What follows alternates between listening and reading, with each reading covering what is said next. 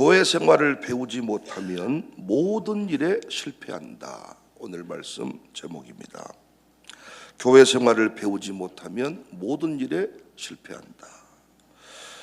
미국 펜실베니아주의 로제토 마을에 대해서 여러분 한 번쯤 들어보셨는지 모르겠어요. 1960년대 스튜어트 울프 박사가 이 마을 사람들의 심장병 사망률이 거의 0%에 가깝다는 사실에 놀랐습니다. 55세 이전 심장마비가 전무했고 65세 이상도 전국 평균의 절반 이하였습니다. 그 원인이 무엇이었을까? 연구를 했어요. 식단 때문인가? 운동 때문인가? 의료 수준 때문인가? 아니면 유전적인 요인인가? 이렇게 조사를 해봤더니 다 우리가 알고 있는 이런 내용이 아니고 그들을 지켜준 것은 공동체였습니다. 하루에 3번 모여서 함께 식사를 하고 이웃의 안부를 늘 살피고 세대 간 단절 없이 함께 어울렸던 그들만의 독특한 문화가 그들을 건강하게 만들어 주었습니다. 울프 박사는 이렇게 말했습니다. 그들은 서로 연결되어 있었고 바로 그 연결이 그들의 건강을 지켜주고 있었다. 의학적으로 설명되지 않는 건강의 비밀이 사회적 유대에 있다는 연구는 이후에 수많은 심리학자, 사회학자들에게 큰 영향을 주었습니다. 이 시대의 흐름을 보면 점점 더 개인화, 고립, 비대면, 혼자 신앙생활하는 흐름이 강해지고 있습니다. 그런데 하나님께서 설계하신 신앙의 방식은 함께 지어져 가는 것입니다. 교회 공동체입니다. 오늘 본문 21절, 22절 너무 중요한 말씀이에요. 그의 안에서 건물마다 서로 연결하여 주 안에서 성전이 되어 가고 너희도 성령 안에서 하나님이 거하실 초소가 되기 위하여 그리스도 예수 안에서 함께 지어져 가느니라. 교회 생활은 단순한 취미 활동, 동호회 활동이 아니에요. 생명에 필요한 호흡입니다. 2023년 미국 하버드 대학의 연구팀은 85년간 724명을 추적 관찰해 보니까 삶의 질과 수명의 가장 결정적인 요소는 좋은 인간관계다. 이렇게 발표를 했습니다. 좋은 인간관계는 두뇌 기능을 유지시켜주고 고독은 흡연만큼이나 건강에 해롭다. 그래서 사회복지사들이 사회적 연결망을 구축하기 위해 얼마나 많은 노력을 합니까? 이 사회적 연결망을 갖추고 있는 사람의 면역력이 높아요. 우울증, 불안장애 발생률이 50% 이하로 떨어집니다. 이것을 아는 마귀가 그렇게 교회 생활을 못하게 만드는 겁니다. 가정교회 활동을 막아내는 겁니다. 공동체를 찢어놓습니다. 저는 교회를 떠나면 무조건 망한다. 이건 영적인 어떤 원리만을 말하는 게 아닙니다. 교회 생활을 배우지 못하는 사람은 모든 일에 실패합니다. 가정생활도 실패하고 직장생활도 실패하고 학교생활도 실패하고 나중에 노년의 삶도 실패합니다. 많은 사람들은 신앙이 약해지고 인생이 흔들리면 기도원에 들어갑니다. 말씀 공부에 집중합니다. 성경을 쓰겠다고 성경 필사 작업에 들어가고 성경 통독반에 들어가서 성경을 한번 읽어보겠다고 난리를 칩니다. 중요합니다. 그런데 하나님은 교회를 통해서 일하시기로 작정을 하셨어요. 교회를 통해서. 기도원 갔다가 교회로 돌아오지 않으면 그 사람 다시 망합니다. 교회는 선택이 아닙니다. 내 삶의 호흡입니다. 예수님은 복음만 전하신 게 아니라 교회를 세우셨습니다. 교회를 통해 성도들을 지키고 세우고 사용하십니다. 교회 안에 있는 사람을 하나님은 찾아서 역사의 중심에 세우지, 교회 생활을 하지 않는 사람을, 교회를 섬기지 않는 사람을 사용하신 적이 없습니다. 바울 당시 에베소는 로마 제국의 아시아 지역 수도와 같은 상업과 문화의 중심 도시였습니다. 다양한 인종, 신분, 종교가 공존했고 교회 안에도 유대인과 이방인이 함께 공동체를 이루었습니다. 그런데 그들이 갈등 관계에 놓여 있었어요. 유대인은 이방인을 언약 밖의 사람들로 여겼고, 이방인은 유대인을 아주 배타적인 놈들로 보았습니다. 바울은 이런 무너진 관계, 연결되지 못한 상태를 복음 안에서 회복시키는 것이 교회의 본질이라고 강조하면서 이 말씀을 가르쳤던 겁니다. 19절에 이제부터 너희는 외인도 아니요 나그네도 아니요 오직 성도들과 동일한 시민이요 하나님의 권속이라. 22절에 너희도 성령 안에서 하나님이 거하실 초소가 되기 위하여 그리스도 예수 안에서 함께 지어져 간다. 이 말씀은 단순히 화해해라 이런 얘기가 아닙니다. 전혀 새로운 존재로 다시 빚어지는 과정을 말해주고 있습니다. 그러니까 에베소 교회는 어떤 구원의 진리는 알았지만은 공동체의 신비를 누리며 살지 못한 교회, 마치 현대인들의 모습과 똑같습니다. 외인도 아니요 나그네도 아니요 라는 말은 원래 하나님의 백성이 아니었던 자들이 이제는 하나님의 가족이 되었다는 거예요.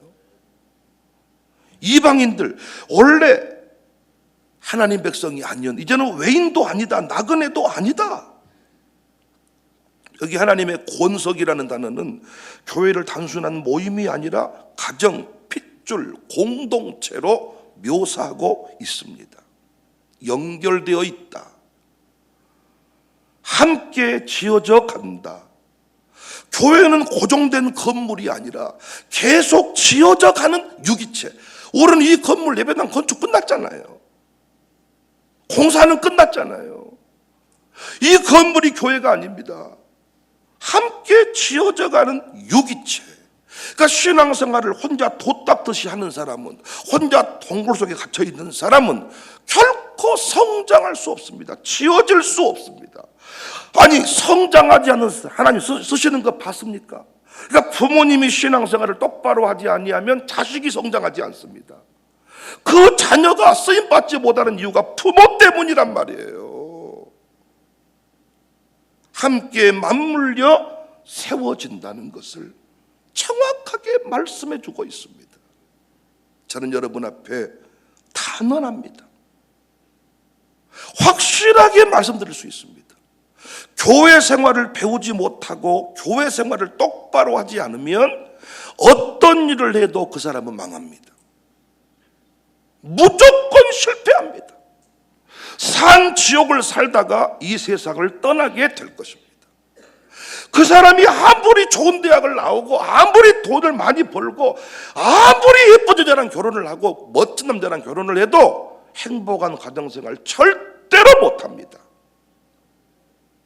직장에 들어가도 절대로 거기에서 머리 대지 못합니다.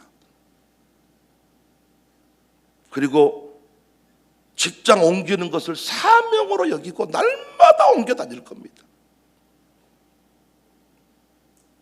기독교 심리학자 레리 크랩은 진정한 치유는 전문 상담실보다 성령이 역사하는 교회 공동체 안에서 더 강력하게 일어난다. 여러분, 인생이 쉽지 않은 게 넘어질 수가 있지요. 내리막길을 갈 때가 있지요. 운동선수에게도 슬럼프가 있지요. 이때 필요한 게 회복을 돕는 코치입니다. 운동선수에게 회복을 돕는 코치, 감독 너무 중요하죠. 부상을 입었을 때 감독과 코치가 즉각 이 선수의 회복을 돕습니다. 재활을 돕습니다. 끝내 다시 운동장에 나올 수 있도록 도와줍니다. 왜 자살합니까? 회복을 돕는 코치가 그 곁에 없습니다. 회복을 돕는 감독이 없습니다. 제가 늘 말씀드렸죠. 넘어져도 교회 안에서 넘어져라. 건조를 부려도 교회 안에서 건조 부려라. 갈등하고 고민해도 교회 안에서 해라. 어제도 우리 송옥석 지사장 얘기, 아버지 목사님이 싫지만 시킨 거 다 합니다. 갈등해도 교사하면서 갈등해라. 차량 운전하면서 갈등해라. 그 갈등은 끝내 극복이 될 것이지만 교회 공동체를 떠나서 어디 성경 공부를 통하여 어디 인터넷을 통해서 당신이 그 문제를 해결하려고 하면 할수록 당신은 이단이 파놓은 늪에 빠지고 말 것이다. 교회만 떠나지 마라. 무너질 때, 넘어질 때 반드시 일으켜 세워준다. 부모들이여, 제발 당신만 생각하지 마라. 당신의 자존심만 생각하지 마라.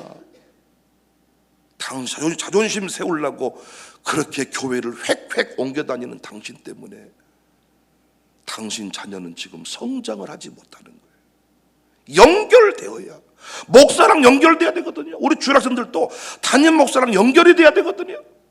그런데 그 부모가 잘라놓았습니다. 성장하지 못합니다. 시험에 들 때 아주 인상 더럽게 하고 예배에 나옵니다. 그 사람은 결국 살아납니다. 목사가 그쪽만 안 쳐다보고 설교하면 됩니다.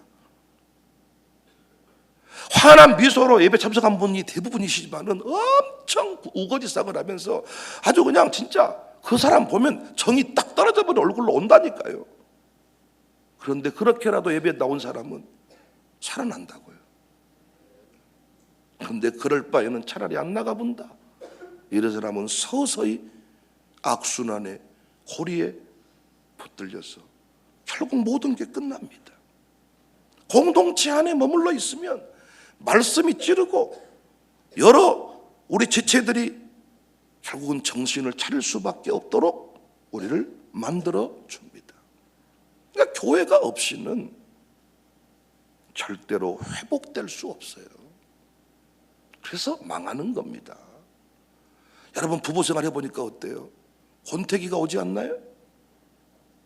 요즘에 아내가 아파가지고 나는 위에, 아내는 아래 따뜻하게 잔다고 떨어져 위층 아래층 이렇게 자는데 우리가 서로 누우면서 하는 말이, 이래서 우리 어머니 아버지들이 따로 장갑다이.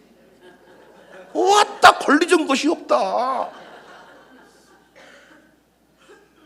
우리 아내가 하다가 막 아프고 이러고.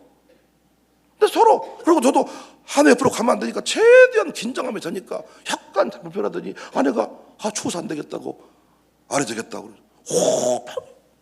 이래서 1층 2층 장갑다.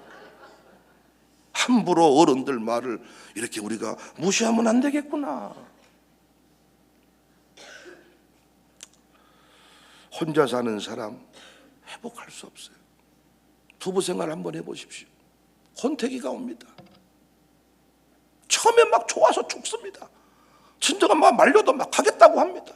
목사가 하지 말아도 막 하지 말라고 해도 친정엄마랑 둘이 한편 돼가지고 막 결혼시킵니다. 어느 순간 지나니까 그 집 딸 얘기를 나한테 한마디도 안 해. 행복하지 않다는 거거든. 그렇게 나를 이겨먹고 결혼을 시켰으면 나한테 자랑을 해야 되거든. 막 자랑질을. 목사님 우리 사이가 막 이렇게 해줬습니다 해야 되는데 뭐라 안 해, 못해. 왜? 결혼 생활이라는 게 시작하면 끝입니까? 결혼식 하면 행복이 시작됩니까? 아니, 그때부터 오히려 더 사실은 어려운 것이 남아있는데, 그때 뭐가 없어요? 교회가 없어요. 공동체가 없이 어떻게 부부관계의 싸움을, 갈등을 조정할 수 있답니까? 우리는 부부관계 갈등을 조정하는 법을 가정에서 배운 적이 없습니다. 그래서 우리는 갈등하다가 고민하다가 갈라서는 게 전부입니다. 그런데 교회와 함께 연결되어 있으면 목사가 일일이 불러 상담 안 해줘도 각 공동체에서 우리 부부의 문제점을 확인하고 사역을 해야 되기 때문에 또 내가 스스로 회복을 해야 되고 다 정상의 관계로 돌아가는 겁니다. 심리학자 엘버트 반두라는 또 이런 말을 했네요. 사람은 단지 보고 배울 뿐 아니라 함께 할 때 전혀 다른 에너지를 낸다. 영적인 활동도 마찬가지거든요. 하다 보면 지칩니다. 기도도 지치고요. 그래서 혼자 기도하다 보면 여러분 결국은 지칩니다. 사입이 됩니다. 그런데 함께 기도하면 더 뜨겁게 할 수 있고 더 잘할 수 있습니다. 그래서 우리는 혼자 기도하는 이런 어떤 이방 종교의 모습이 아니라 함께 두세 사람이 모여 함께 기도할 때 내가 그들 중에 있다. 이 합심 기도의 이 내용을 훨씬 더 많이 강조하고 있거든요. 찬양도 찬양팀과 함께 할 때, 혼자 할 때 다릅니다. 악기가 함께 해줄 때 다릅니다. 함께 할 때 더 잘 되는 것을 시너지 효과라고 합니다. 시너지 효과. 성령의 불, 은혜의 뜨거움은 공동체 안에서 가장 오랫동안 유지가 됩니다.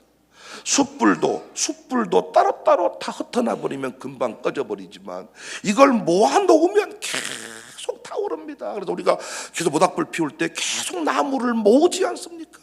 흩어버리면 이거 집에 들어가겠다는 거고, 불을 더 태겠다고 하면 계속 모으는 겁니다. 목사가 할 일이 뭐예요? 계속 모이게 하는 겁니다. 밥 먹게 모입시다. 기도하게 모입시다. 예배드리게 모입시다. 계속 모입시다. 이 모임에 적극적으로 참여한 사람들은 뜨거움이 유지가 됩니다. 그래서 더 잘합니다. 함께 할 때 더 잘하게 돼 있다고요. 현대인들은 정서적 냉각기를 살고 있습니다. 마음이 식어져요. 눈빛이 메말라가요. 유일하게 뜨거운 것은 교회밖에 없습니다. 지금 다 식어졌습니다. 열기가 다 식어져 갑니다. 그런데 교회는 여전히 뜨겁습니다. 교회는 식어가는 영혼을 두고 보지 않거든요. 반드시 태워버리고 말거든요. 사도행전 2장 42절 47절에 그 부흥하는 공동체의 특징, 교회의 특징, 사도행전 교회의 모습을 보여주는데, 이 교회가 무엇이 이 시대 교회와 다르냐? 강력한 공동체성입니다. 말씀, 사도의 가르침, 이 시대 사도들이, 이 시대 목사들이 설교 더 잘할 수 있다고 생각했잖아요. 그런데 사도행전 교회와 이 시대 교회의 근본적인 차이점은 공동체성입니다. 42주년 지난 첫날, 저는 공동체성을 강화시키자, 이런 기도 제목을 여러분 앞에 다시 한번 주고 싶습니다. 저는 다윗의 광야 공동체 모습을 좋아합니다.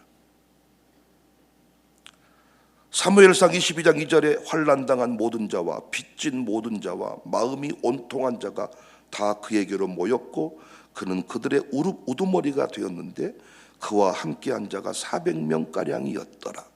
다윗을 중심으로 모인 자들, 사회적 약자들이 모였습니다.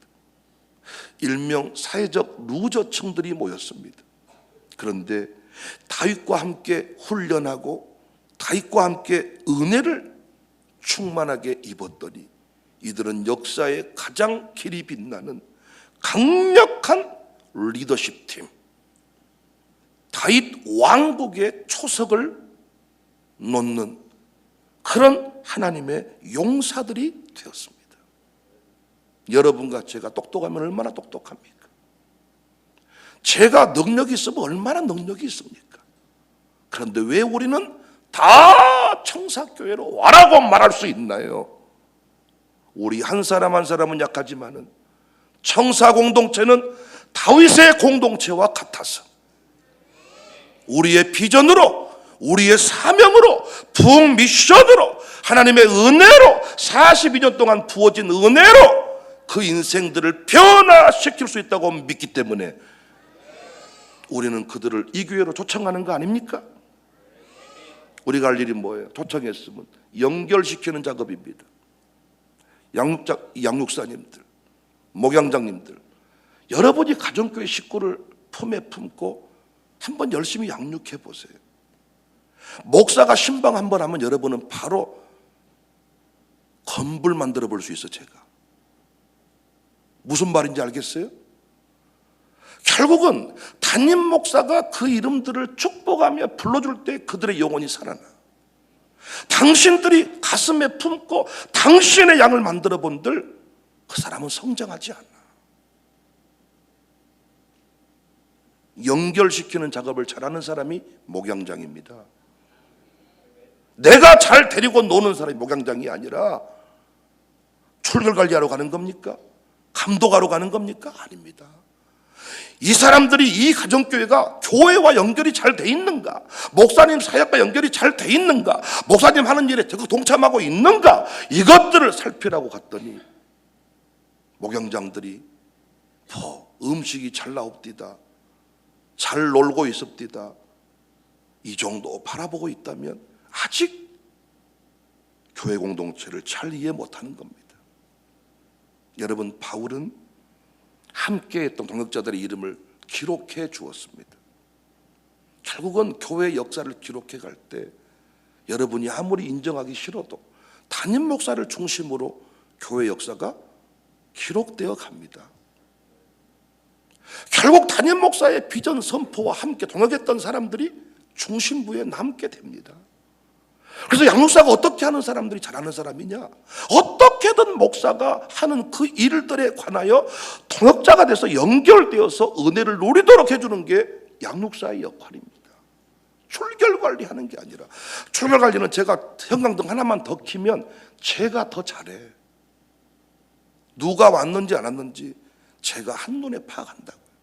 여러분, 논산훈련소 가서 아들 한 방에 알아보듯이 부목사가 못 봤던 거 저는 한 방에 체크할 수 있습니다. 왜 여러분들을 세웠습니까? 연결시켜라. 함께 수고한 누구누구, 개인의 사명이 아니라 공동체적 사명을 붙들고 사는 사람, 그 사람이 성장합니다. 저는 우리 교회 은퇴 교육자회를 정말 사랑하고 존경하는 것은, 저는 그 부분에 참 우리 백정성 목사님의 그 신앙을 참 존중합니다. 은퇴하고 났으면 섬길 교회를 똑바로 정해라. 왜 은퇴한 뒤에 교회 생활을 하지 않냐? 너 교회 생활 똑바로 하지 않으면 죽을 때 참 잘 못 죽는다.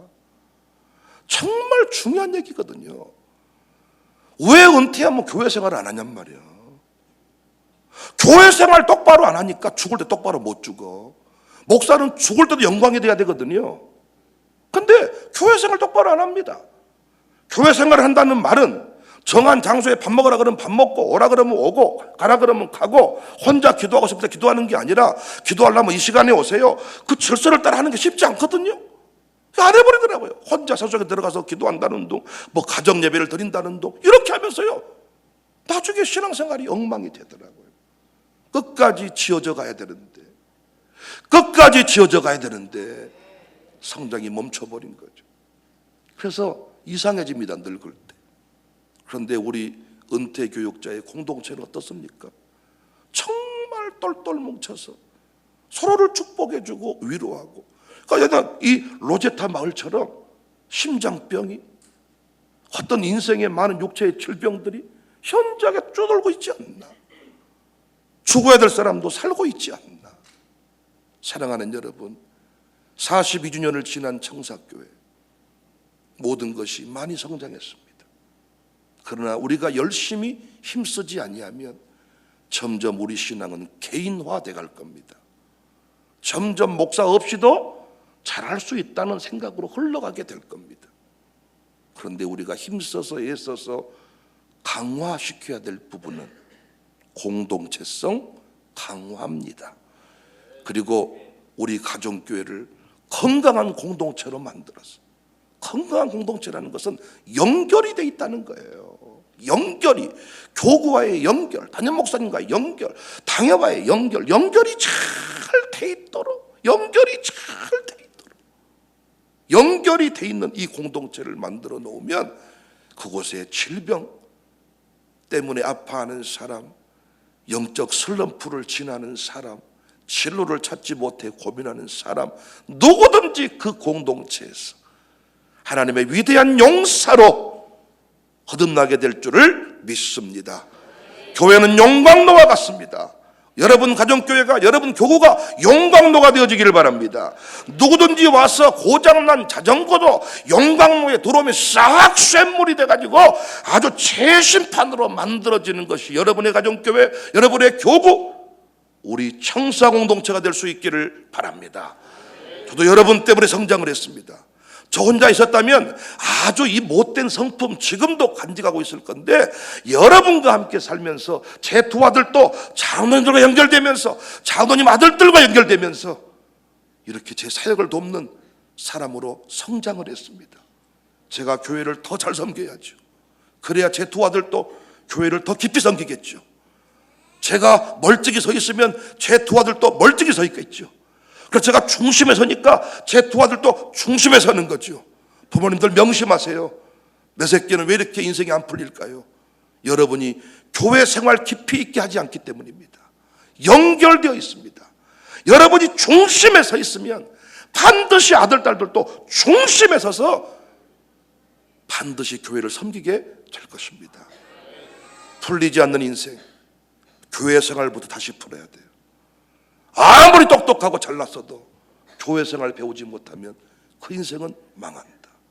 뭘 해도 실패한다. 여러분 명심하시기를. 오늘 이 아침에 공동체성 강화, 내 아들, 딸들이 교회 생활을 제대로 배워서 교회 생활을 잘할 수 있게 달라고 이 아침에 눈물로 기도하는 은혜가 있어지기를 바랍니다.